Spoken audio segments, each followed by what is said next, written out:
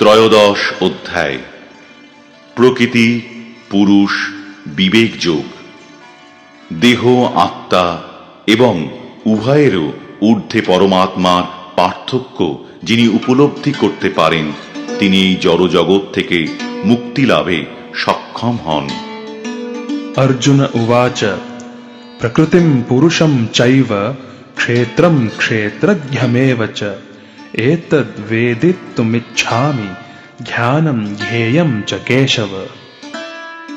श्रीभगवानुवाच इदं शरीरं कौन्तेय क्षेत्रम् इत्यभिधीयते एतद् यो वेत्ति तं प्राहुः क्षेत्रज्ञ इति तद्विदः। অর্জুন বললেন, হে কেশব, আমি প্রকৃতি, পুরুষ, ক্ষেত্র, ক্ষেত্রজ্ঞ, জ্ঞান ও জ্ঞেয় এই সমস্ত তত্ত্ব জানতে ইচ্ছা করি। পরমেশ্বর ভগবান বললেন, হে কৌন্তেয়, এই শরীর ক্ষেত্র নামে অভিহিত এবং যিনি এই শরীরকে জানেন তাকে ক্ষেত্রজ্ঞ বলা হয়। क्षेत्रज्ञं चापि मां विद्धि सर्वक्षेत्रेषु भारत क्षेत्र क्षेत्रज्ञयोर्ज्ञानं यत्तज्ज्ञानं मतं मम। হে ভারত, আমাকেই সমস্ত ক্ষেত্রের ক্ষেত্রজ্ঞ বলে জানবে এবং ক্ষেত্র ও ক্ষেত্রজ্ঞ সম্বন্ধে যে জ্ঞান, সেই জ্ঞানই আমার অভিমত। तत्क्षेत्रं यच्च यादृक् च यद्विकारी यतश्च यत् स च यो यत्प्रभावश्च तत्समासेन मे शृणु। সেই ক্ষেত্র কি, তার কি প্রকার, তার বিকার কি, তা কার থেকে উৎপন্ন হয়েছে, এই ক্ষেত্রজ্ঞের স্বরূপ কি এবং তার প্রভাব কি, এই সব সংক্ষেপে আমার কাছে শ্রবণ করো। ऋषिभिर्बहुधा गीतं छन्दोभिर्विविधैः पृथक् ब्रह्मसूत्रपदैश्चैव हेतुमद्भिर्विनिश्चितैः। এই ক্ষেত্র ও ক্ষেত্রজ্ঞের জ্ঞান ঋষিগণ কর্তৃক বিবিধ বেদ বাক্যের দ্বারা পৃথক পৃথক ভাবে বর্ণিত হয়েছে। বেদান্ত সূত্রে তা বিশেষভাবে যুক্তিযুক্ত সিদ্ধান্ত সহকারে বর্ণিত হয়েছে। महाभूतान्यहंकारो बुद्धिरव्यक्तमेव च इन्द्रियाणि दशैकं च पञ्चचेन्द्रियगोचराः इच्छा द्वेषः सुखं दुःखं संघातश्चेतना धृतिः एतत् क्षेत्रं समासेन सविकारम् उदाहृतम्। পঞ্চমহাভূত, অহংকার, বুদ্ধি, অব্যক্ত, 10 ইন্দ্রিয় ও মন, ইন্দ্রিয়ের 5টি বিষয়, ইচ্ছা, দেশ, সুখ, দুঃখ, সংঘাত অর্থাৎ পঞ্চমহাভূতের পরিণাম রূপ দেহ, চেতনা ও ধৃতি, এই সমস্ত বিকারযুক্ত ক্ষেত্র সংক্ষেপে বর্ণিত হল। अमानित्वम् अदम्भित्वम् अहिंसा क्षान्तिर् आर्जवम् आचार्योपासनं शौचं स्थैर्यम् आत्मविनिग्रहः इन्द्रियार्थेषु वैराग्यम् अनहंकार एव च जन्म मृत्यु जरा व्याधि दुःख दोषानुदर्शनम् असक्तिरनभिष्वङ्गः पुत्रदार गृहादिषु नित्यं च समचित्तत्वम् इष्टानिष्टोपपत्तिषु मयि चानन्ययोगेन भक्तिरव्यभिचारिणी विविक्तदेशसेवित्वम् अरतिर्जनसंसदि अध्यात्मज्ञाननित्यत्वम् तत्त्वज्ञानार्थदर्शनम् एतज्ज्ञानम् इति प्रोक्तम् अज्ञानम् यदतोऽन्यथा। অমানিত্য, দম্ভ, শূন্যতা, অহিংসা, সহিষ্ণুতা, সরলতা, সদ্গুরুর সেবা, শৌচ, স্থৈর্য, আত্মসংযম, ইন্দ্রিয় বিষয়ে বৈরাগ্য, অহংকার শূন্যতা, জন্ম মৃত্যু জরা ব্যাধি দুঃখ আদির দোষ দর্শন, স্ত্রী পুত্রাদিতে আসক্তি শূন্যতা, স্ত্রী পুত্রাদির সুখ দুঃখে ঔদাসীন্য, সর্বদা সমচিত্তত্ব, আমার প্রতি অনন্যা ও অব্যভিচারিণী ভক্তি, নির্জন স্থান প্রিয়তা, জনাকীর্ণ স্থানে অরুচি, অধ্যাত্ম জ্ঞানে নিত্যত্ব বুদ্ধি, এবং তত্ত্বজ্ঞানের প্রয়োজন অনুসন্ধান, এই সমস্ত জ্ঞান বলে কথিত হয়, এবং এর বিপরীত যা কিছু তা সবই অজ্ঞান। জ্ঞেয়ং যত্তৎ প্রবক্ষ্যামি যজ্ঞাত্বামৃতমশ্নুতে অনাদিমৎপরম ব্রহ্ম ন সত্তন্নাসদুচ্যতে। আমি এখন জ্ঞাতব্য বিষয় সম্বন্ধে বলবো, যা জেনে অমৃতত্ব লাভ হয়। সেই জ্ঞেয় বস্তু অনাদি এবং আমার আশ্রিত, তাকে বলা হয় ব্রহ্ম, এবং তা কার্য ও কারণের অতীত। সর্বতঃ পাণিপাদম তৎ সর্বতোক্ষিশিরোমুখম সর্বতঃ শ্রুতিমল্লোকে সর্বমাবৃত্য তিষ্ঠতি। তাঁর হস্তপদ চক্ষু মস্তক ও মুখ সর্বত্রই, এবং তিনি সর্বত্রই কর্ণযুক্ত। জগতে সবকিছুতেই পরিব্যাপ্ত হয়ে তিনি বিরাজমান। সর্বেন্দ্রিয় গুণাভাসম সর্বেন্দ্রিয় বিবর্জিতম আসক্তম সর্বভৃচ্ছৈব নির্গুণম গুণভোক্তৃ চ।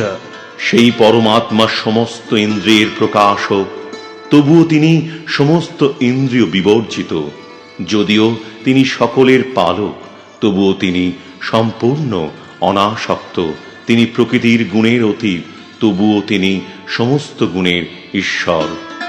বহিরন্তশ্চ ভূতানাম অচরম চরম এব চ সূক্ষ্মত্বাৎ তদ অবিজ্ঞেয়ম দূরস্থম চান্তিকে চ তৎ।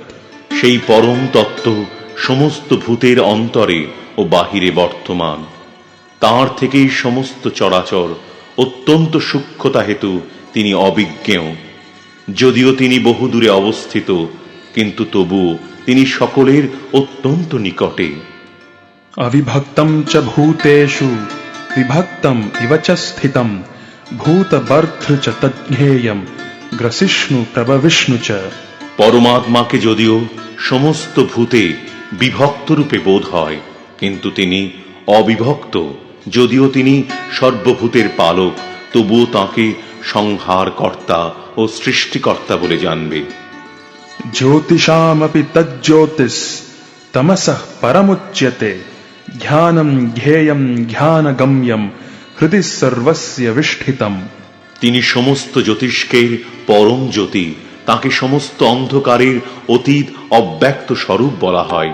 তিনি জ্ঞান, তিনি জ্ঞেয়, তিনি জ্ঞানগম্য, তিনি সকলের হৃদয়ে অবস্থিত। ইতি ক্ষেত্রম তথা জ্ঞানম জ্ঞেয়ম চোক্তম সমাসতঃ মদ্ভক্ত এতদ্ বিজ্ঞায় মদ্ভাবায়োপপদ্যতে। এইভাবেই ক্ষেত্র, জ্ঞান ও জ্ঞেয়, এই তিনটি তত্ত্ব সংক্ষেপে বলা হলো। আমার ভক্তই কেবল এই সমস্ত বিদিত হয়ে আমার ভাব লাভ করবে। প্রকৃতিম পুরুষম চৈব বিধ্যনাদি উভাবপি বিকারাংশ্চ গুণাংশ্চৈব বিধি প্রকৃতি সম্ভবান। প্রকৃতি ও পুরুষ উভয়ই অনাদি বলে জানবে। তাদের বিকার ও গুণ সমূহ প্রকৃতি থেকেই উৎপন্ন বলে জানবে। কার্য কারণ কর্তৃত্বে হেতু প্রকৃতির উচ্যতে পুরুষঃ সুখ দুঃখানাম ভোক্তৃত্বে হেতুরুচ্যতে। সমস্ত জড়ীয় কার্য কারণের কর্তৃত্ব বিষয়ে প্রকৃতিকে হেতু বলা হয়, তেমনি জড়ীয় সুখ ও দুঃখের ভোগ বিষয়ে জীবকে হেতু বলা হয়। পুরুষঃ প্রকৃতিস্থো হি ভুঙ্ক্তে প্রকৃতিজান গুণান কারণম গুণসঙ্গোস্য সদসদ্যোনি জন্মসু। জড়া প্রকৃতিতে অবস্থিত হয়ে জীব প্রকৃতিজাত গুণসমূহ ভোগ করে। প্রকৃতির গুণের সঙ্গবশতই তাঁর সৎ ও অসৎ যোনিসমূহে জন্ম হয়। উপদ্রষ্টানুমন্তা চ ভর্তা ভোক্তা মহেশ্বর পরমাত্মেতি চাপ্যুক্তো দেহেস্মিন পুরুষঃ পরঃ। এই শরীরে আর একজন পরম পুরুষ রয়েছেন, যিনি হচ্ছেন উপদ্রষ্টা, অনুমন্তা, ভর্তা, ভোক্তা, মহেশ্বর, এবং তাঁকে পরমাত্মাও বলা হয়। य एवं वेत्ति पुरुषं प्रकृतिं च गुणैः सह सर्वथा वर्तमानोऽपि न स भूयोऽभिजायते। যিনি এভাবেই পুরুষকে এবং গুণাদিসহ জড়া প্রকৃতিকে অবগতন হন, তিনি জড়জগতে বর্তমান হয়েও পুনঃ পুনঃ জন্মগ্রহণ করেন না। ध्यानेनात्मनि पश्यन्ति केचिदात्मनमात्मना अन्ये सांख्येन योगेन कर्मयोगेन चापरे। কেউ কেউ পরমাত্মাকে অন্তরে ধ্যানের দ্বারা দর্শন করেন, কেউ সাংখ্য যোগের দ্বারা দর্শন করেন এবং অন্যেরা কর্মযোগের দ্বারা দর্শন করেন। अन्ये त्वेवम् अजानन्तः श्रुत्वान्येभ्य उपासते तेऽपि चाति तरन्त्येव मृत्युं श्रुतिपरायणाः। অন্য কেউ কেউ এভাবেই না জেনে অন্যদের কাছ থেকে শ্রবণ করে উপাসনা করেন, তারাও শ্রবণ পরায়ণ হয়ে মৃত্যুময় সংসার অতিক্রম করেন। यावत् सञ्जायते किञ्चित् सत्त्वं स्थावरजङ्गमं क्षेत्रक्षेत्रज्ञ संयोगात् तद्विद्धि भरतर्षभ। হে ভারত শ্রেষ্ঠ, স্থাবর ও জঙ্গম যা কিছু অস্তিত্ব আছে তা সর্বত্রই ক্ষেত্র ও ক্ষেত্রজ্ঞের সংযোগ থেকে উৎপন্ন হয়েছে বলে জানবে। समं सर्वेषु भूतेषु तिष्ठन्तं परमेश्वरं विनश्यत्स्व विनश्यन्तं यः पश्यति स पश्यति। যিনি সর্বভূতে সমানভাবে অবস্থিত, বিনাশশীল দেহের মধ্যেও অবিনাশী পরমাত্মাকে দর্শন করেন, তিনি যথার্থ দর্শন করেন। समं पश्यन् हि सर्वत्र समवस्थितमीश्वरं न हिनस्त्यात्मनात्मानं ततो याति परां गतिम्। যিনি সর্বত্র সমভাবে অবস্থিত পরমাত্মাকে দর্শন করেন, তিনি কখনো মনের দ্বারা নিজেকে অধঃপতিত করেন না, এভাবেই তিনি পরম গতি লাভ করেন। प्रकृत्यैव च कर्माणि क्रियमाणानि सर्वशः यः पश्यति तथात्मानम् अकर्तारं स पश्यति। যিনি দর্শন করেন যে দেহের দ্বারা কৃত সমস্ত কর্মই প্রকৃতির দ্বারা সম্পাদিত হয় এবং আত্মা হচ্ছে অকর্তা, তিনিই যথাযথভাবে দর্শন করেন। यदा भूतपृथग्भावम् एकस्थम् अनुपश्यति तत एव च विस्तारम् ब्रह्म सम्पद्यते तदा। যখন বিবেকী পুরুষ জীবগণের পৃথক পৃথক অস্তিত্বকে একই প্রকৃতিতে অবস্থিত এবং একই প্রকৃতি থেকেই তাদের বিস্তার দর্শন করেন, তখন তিনি ব্রহ্মভাব প্রাপ্ত হন। अनादित्वान् निर्गुणत्वात् परमात्मायम् अव्ययः शरीरस्थोऽपि कौन्तेय न करोति न लिप्यते। ব্রহ্মভাব অবস্থায় জীব তখন দর্শন করেন যে অব্যয়ী আত্মা অনাদি নির্গুণ ও জড়া প্রকৃতির অতীত। হে কৌন্তেয়, জড়দেহে অবস্থান করলেও আত্মা কোনো কিছুই করে না এবং কোনো কিছুতেই লিপ্ত হয় না।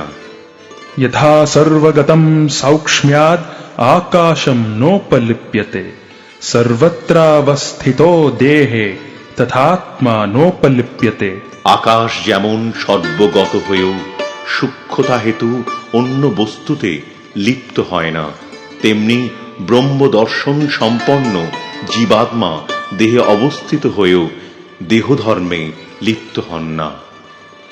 यथा प्रकाशयत्येकः कृत्स्नं लोकमिमं रविः क्षेत्रं क्षेत्री तथा कृत्स्नं प्रकाशयति भारत।